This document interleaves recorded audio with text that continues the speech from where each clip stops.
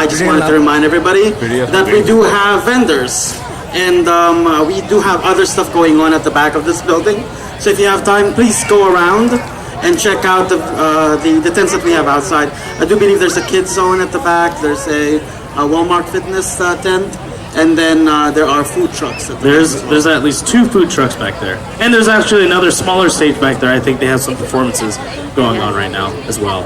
Yeah, there's in conjunction with the main stage. Yeah, there's some coloring for kids, some sort of fish game for the kids. Coloring? Yep, kids zone. That's at the kids zone. Like the kids zone. Am I too old for the kids zone? No. No? You're never too old. Never too old for the inflatables or the kids zone. Totally gonna color today. Totally gonna color. Do we got everybody? I think we got. Oh, do a roll call. All right. Just doing through the roll call here. Yep. And every time they talk about the village, I remember food. Food from every village. Goodness. I know. Food. I know. How much food have we eaten so far this weekend? But we look forward to momos every year. So that's true. That's from the farm. Hey! I look forward to mung sausage every year as well. Yep. I love the papaya salad. I look forward to that. Sticky rice. I mean, I make that at home, but it's a little different when someone else makes it, especially with some love and passion. Yep. I look forward to spam musubi every time. That's some good and that's stuff. tied down. All the food. Yep. All the food. Hey, real quick. Look. The sun's out. How awesome is that? No more rain, no more clouds. Woo! I know. This weather. This weather. We lucked out. Okay, real quick. Let me say something real quick. So the reason why we're actually dressed this way is because we are lacking our Polynesian brothers and sisters this year. So we are honoring them today by wearing some traditional, somewhat traditional garb. Somewhat traditional. All I can say is I'm pretty sure that I'm not wearing regular shirts anymore. I'm wearing Hawaiian shirts all the time. They're breathable. They feel fantastic. Staying cool. So I was telling Laurel before this, we were planning on wearing traditional Filipino clothing for the celebration. So of course I was thinking, I am not going to fit my traditional Barong Tagalog. And then when Laurel started talking about, no, I think we're just going to start wearing, Hawaiian shirts. I'm like, okay. Yeah, that's don't perfect. have to worry about going to the gym, diet, anything like that, because I don't. We knew about this in almost a year in advance, so you had no excuse. Plenty of time to prepare. Plenty of time. Yeah, but last year you guys actually wore traditional clothing, and you're like, "Hey, Chris, you should wear something Taidung traditional." And I'm like, "Well, I was told that I'm not a traditionally sized Taidung person. In other words, I'm kind of fat, so I couldn't fit into the clothing." No, fluffy. That's what you were called. Fluffy. It was actually pretty unfortunate. So I wore a long sleeve shirt and jeans, which was a total mistake, because it got hot, very hot, really fast. Oh goodness. But yes, we wanted to make sure we had our Pacific Islander, May is Asian and Pacific Islander month. So we wanted to make sure that they were represented on the stage as well, even though they couldn't be part of the festivities this weekend. So here we are in Hawaiian t-shirts and Moana cosplay. Woo! Maui, we're shaved though. Yes. Bald and shaved Maui. The Rock. All right. Well, We got everybody. We got a roll call done. They're getting things organized a little bit. So don't forget, we got our beverage tents, and right next to the beverage tents, we also have the ATMs and the little red tents. So if you run out of pocket change, you can just go get some more. Get some more funding for food, fun, and festivities. And again, make sure you walk the block. Walk all the way around. All right, I'm going to step away for a moment. They're just making We're sure they almost have the there. order. They're doing roll call. That's fine. This is a big deal. I mean, the villages work really hard to How many villages do we have? 13. And they're representing this tapestry in the back, the quilt in the back. That's exactly what I was about to say. 9 by 13 tapestry back there representing all the villages. All right, so without further ado, new win speaking to our village award. Thank you, MCs. Good afternoon, everybody. Look at this fabulous sunshine. All the villages, all the people that did their no-rain dances, thank you, it's gorgeous. Another wonderful day, and of course, the most exciting thing in terms of announcing the best village. I mentioned earlier when I was talking, you know, at the heart of this festival and why we host it, why we can even have a festival, is when these villages bring their community together and work really hard for probably at least 6 months or more. And they really then think through, what can I do to educate and showcase my culture, my heritage, and of course their amazing food. So this is a stiff competition. Some take it extremely serious. They have defending titles, we have upsets, we have all sorts of different challenges that they go through. And every year we do have different judges. Okay, every year we have different judges because it's a big deal. And this year, being the 15th anniversary, it was an even bigger deal because the prize, the first place winner, grand prize, went up to $1,500. $1,500 is at stake here. Besides, you know, of course, it's the honor and the pride. But outside of that, it's always nice to have some cash to support their organization. And then second place went up to $500. And then third place is at $250. And that's a big difference because I think, again, while the cash prize is nice, that's really not our focus. It's the honor and the pride.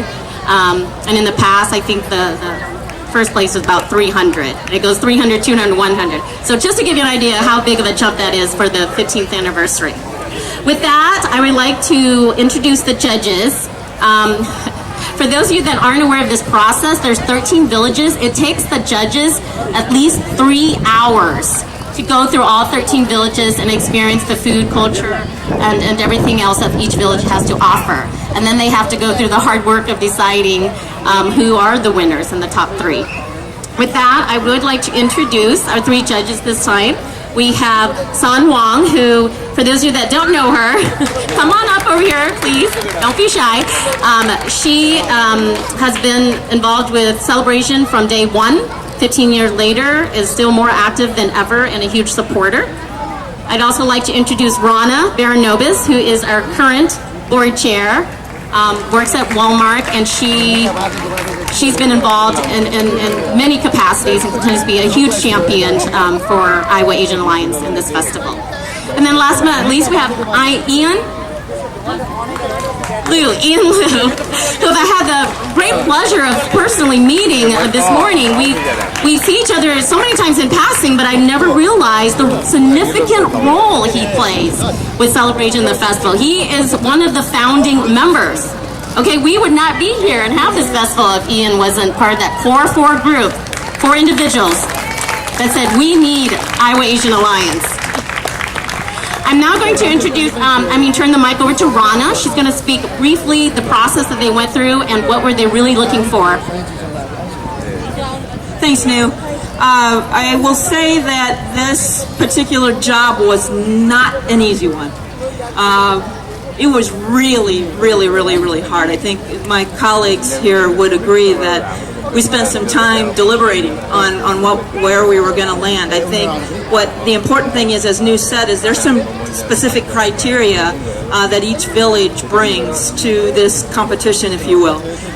We look for a variety of detail around what cultural story and experience we will have when we go to your village, what smells, what tastes, what touches, what sounds. So the senses. How do you appeal to the various senses? How does each village appeal to the various senses? And then lastly, of course, is the amazing food. And without question, everybody knocked it out of the park with the food. Would you agree? Yeah, absolutely. There's no question about that. So we just want to, on behalf of my judge colleagues and Nu and the rest of the Iowa Asian Alliance Board, thank all of the villages for this participation. You really amped it up this year. I've been around this for probably about 9 years now, and I have never seen such a competition. I'm really, really impressed, and you should all be proud of what you did, because it was really, really, really hard. Thank you. Okay, judges, if you can grab your appropriate trophy. Because of this, we do want to recognize honorable mention and call the villages that were just outstanding, again, outstanding, but unfortunately did not make the top 3. But again, I think it's worth to note and give them an honorable mention because they put in so much time, energy, and effort, and we really want them to understand and recognize that as well.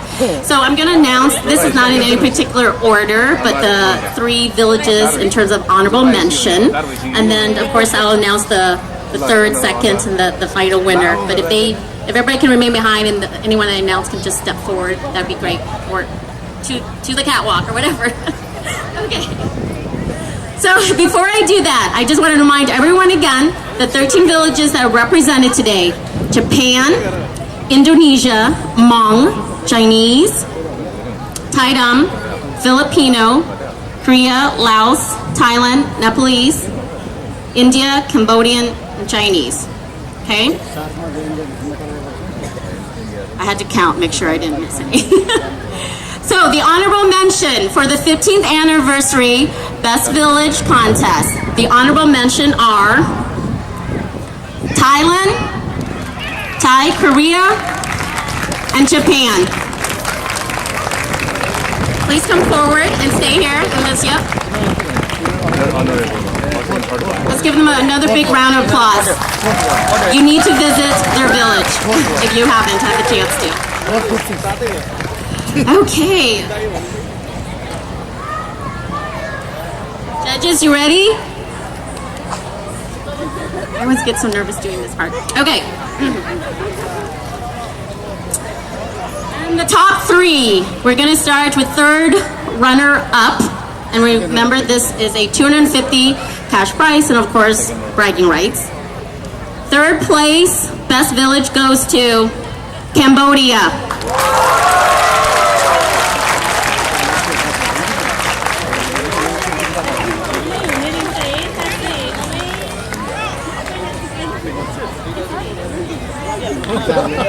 Stay up, stay up.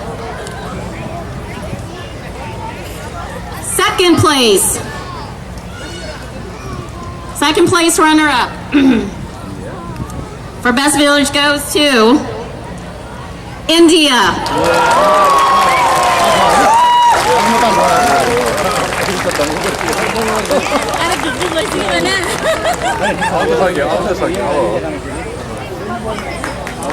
Is everybody ready for first place? Contest? 15th anniversary. First place, Best Village goes to Nepal.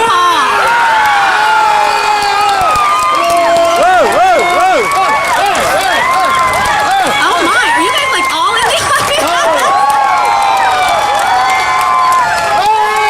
Congratulations to all the villages.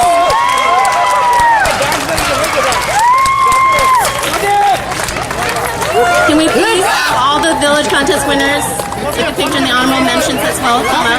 If you need to. Continue to enjoy the festivities. And if you're not on Facebook, please check out Iowa Asian Alliance on Facebook. We are, Alex, how many likes away?